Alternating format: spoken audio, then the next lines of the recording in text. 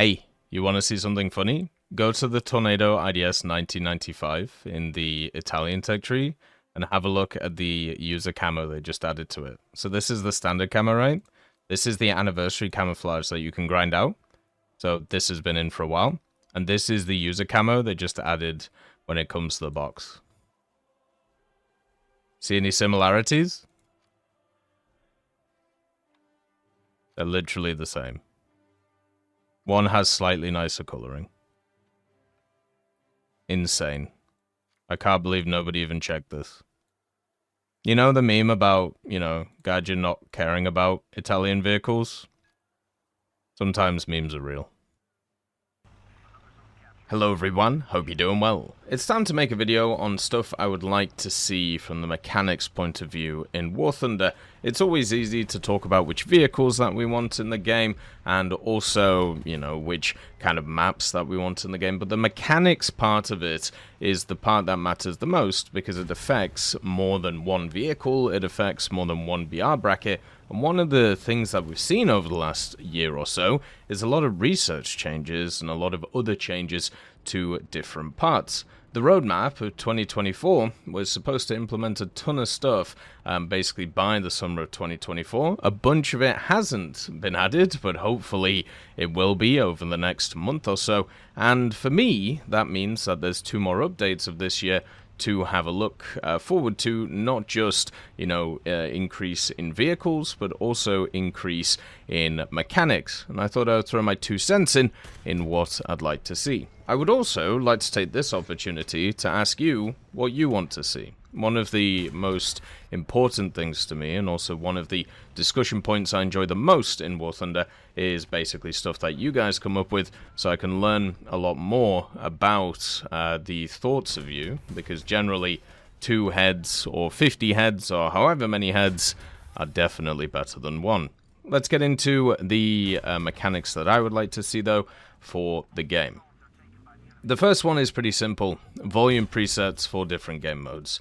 Now, as a person who has been playing a lot of Naval recently, because of the Barham event, and also a lot of other game modes to do the Pages of History, and also with all of the new stuff that has come in, one of the things that would be super important is presets for each of the different game modes. I don't know if you've ever tried to take your standard volume sounds from ground into an aviation battle or into a naval battle, but let's just say it's a bit all over the place. It doesn't really fit in terms of what you are hearing, and for naval, especially for me, if I actually use the sounds that I use in ground, it just blows my ears off. It is kind of crazy, and I just can't work with it. So for me, it would be nice if there was an option where you could change your volumes based on what you are playing. And it only has to be 3 separate presets: air, naval, ground. That's all you need.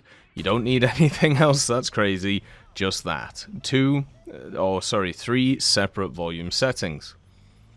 The second one is adding an option to load a shell and having to press a button in order to do it. One of the parts of the game which has been talked about quite a lot over the years is the idea of being able to unload a shell to load another one. Now the problem with this is, from a realistic standpoint, it doesn't really work, which is why Gaijin have never really done it. Evacuating a breach after something has been loaded can be done in real life with quite a decent amount of modern vehicles, but it also can't be done with a bunch of modern vehicles, and from the Second World War, it was one of those mechanics that was incredibly sparse that people could do. If a round got stuck in the breach, basically they had to have a long method of trying to extract it, which definitely wasn't as easy as just reloading another shell after opening up the back of the breach. Once it was in and ready to go. And if it decided it didn't want to go, then you were kind of screwed.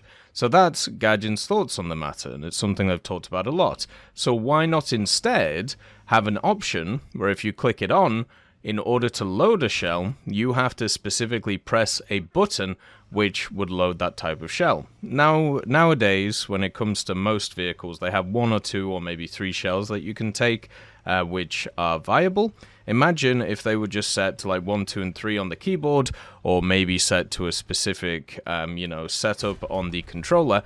And what you could do is, instead of loading a shell straight away, you could wait for the engagement and then load the shell yourself that you wanted by just pressing one of the buttons. This to me would solve both sides of the coin and would mean those players who want to be able to change their shells while reloading could be able to do it, and also it would mean that you would have the standard automatic loading setup which we have right now.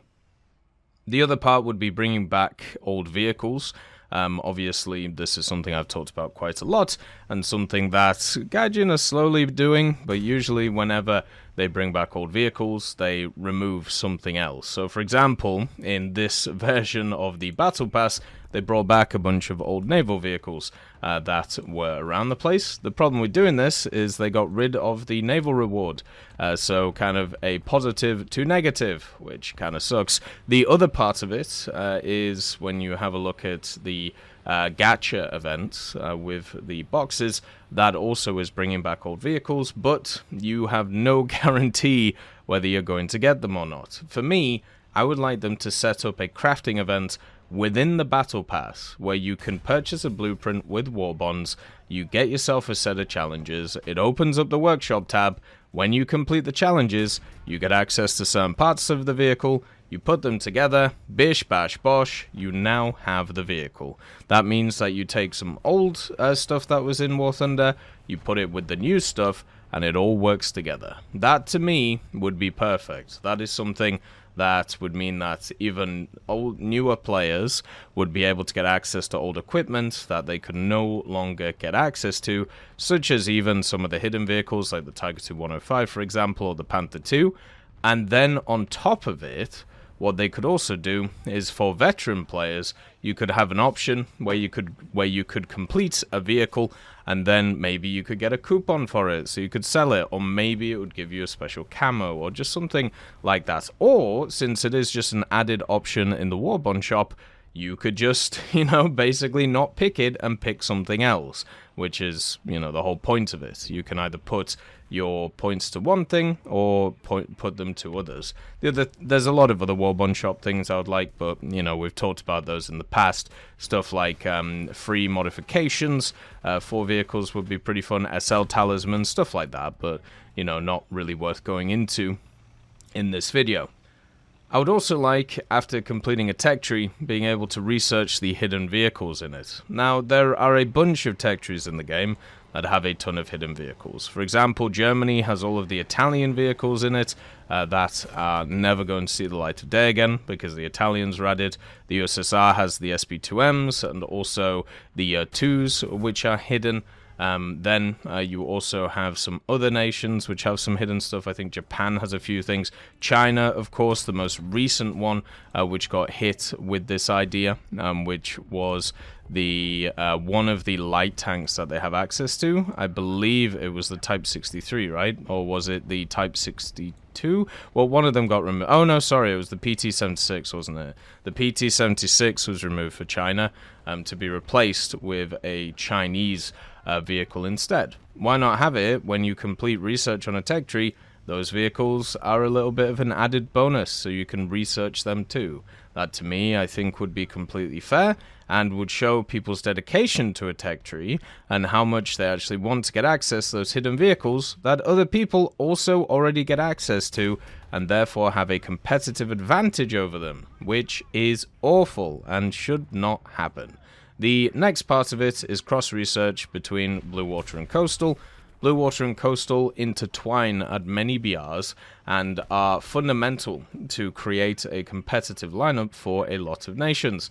So why not just intertwine them in their research too? They used to be intertwined when they were part of the same tech tree, and I also agree with the fact that they were split because they are fundamentally different types of vehicles. But when you have a look at a lot of maps that exist in War Thunder, they have to work in tandem and work together to be able to win the battle for your team or do well. So for me, I would want cross-research, just like how helicopters have it with ground. If helicopters are key to ground modes in the way that,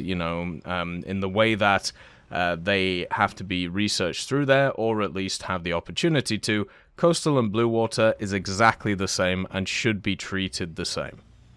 The last one is research bonuses for researching similar vehicles in separate tech trees. We're getting to a point in War Thunder, there's a lot of copy-paste, and there's going to get more. There's going to be way more in the future, especially if people's wishes get granted with certain tech trees that people want. I don't know how many times I have to research a MiG-21 or something like, let's say, a Tornado, which they added in. By the way, if you want a little bit of a tidbit, I was going to put this in a video, but why not talk about it here? If you have a look at the Tornado IDS for the Italians, basically that one has a bicolor camo now, which is set up, and it looks really nice. So I thought I would just kind of show that to you. And then also at the same time, you have the Tornado IDS 1995, which has its anniversary camouflage, right? So it has its anniversary camouflage, and then it has the Gruppo Diavoli Rossi camo. And guess what? They are both exactly the same. So the user camo that is in there is exactly the same as the anniversary camo that you can grind out.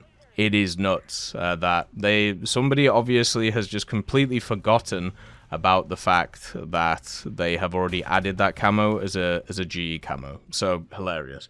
Anyway, research bonuses for researching similar vehicles in a tech tree should really happen, even if it's just a small percentage. Like if I spade a Leopard 2A4 in one tech tree, that should give me a 5%, discount on modifications of Leopard 2A4s in other tech trees, just to promote playing different stuff. That to me would be a great idea.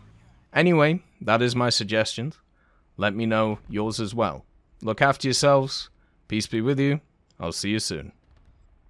I'd just like to thank GMG Smiley, CD Beans, Chieftain Mike, EMN3 Galaxy, Tulio Pontecorvo, Brendan Quinn, Carrion Crow, Gus Irenicus, Pyman, Wartinder, Teddy, Daniel Stanton, Martinez, B. Young, Ozzy Panzer, Alan Hacker, Liam Shear, Opium Prime, Lafouche, Sem, Aslan, Uncle Bean, and Derek R. for supporting the channel.